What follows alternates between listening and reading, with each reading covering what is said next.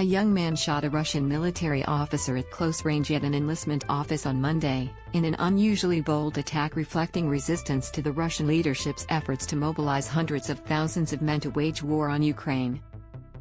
The shooting comes after scattered arson attacks on enlistment offices and protests in Russian cities against the call-up that have resulted in at least 2,000 arrests.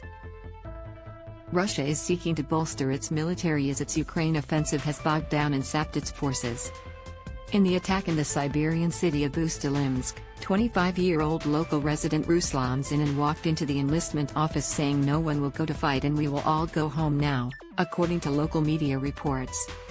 Read more. Russian school shooter identified as death toll climbs. Zinin was arrested and officials vowed tough punishment.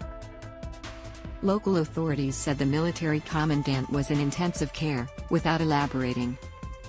A witness quoted by local news sites said Zinin was in a room of people called up to fight. Troops from his region were scheduled to head to military bases on Tuesday. Concerns are growing that Russia may seek to escalate the conflict, including potentially using nuclear weapons, once it completes what Ukraine and the West see as illegal referendums in parts of Ukraine under its control. The voting, in which residents are asked whether they want their regions to become part of Russia, began last week and ends Tuesday, in conditions that are anything but free or fair. Thousands of residents had already fled the regions amid months of incessant fighting, and images shared by those who remain have showed armed Russian troops going door to door to pressure Ukrainians into casting a ballot. Every night and day there is inevitable shelling in the Donbas, under the roar of which people are forced to vote for Russian peace, Donetsk Regional Governor Pavlo Kirilenko said Monday.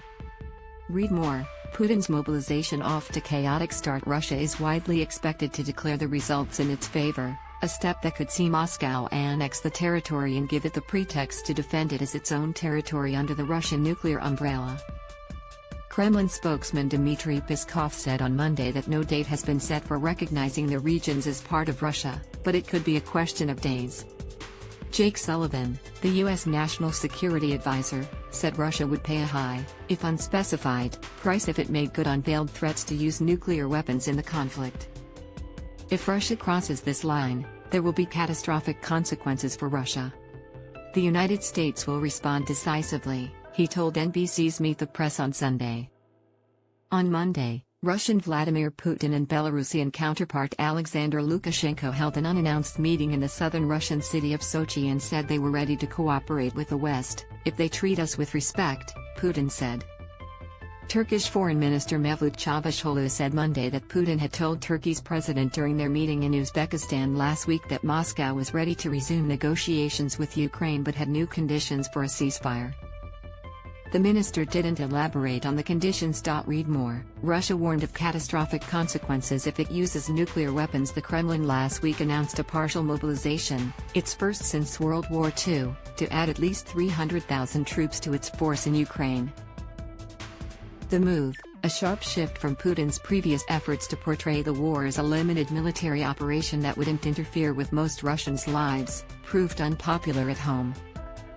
Thousands of men of fighting age flocked to airports and Russia's land border crossings in an effort to avoid being called up.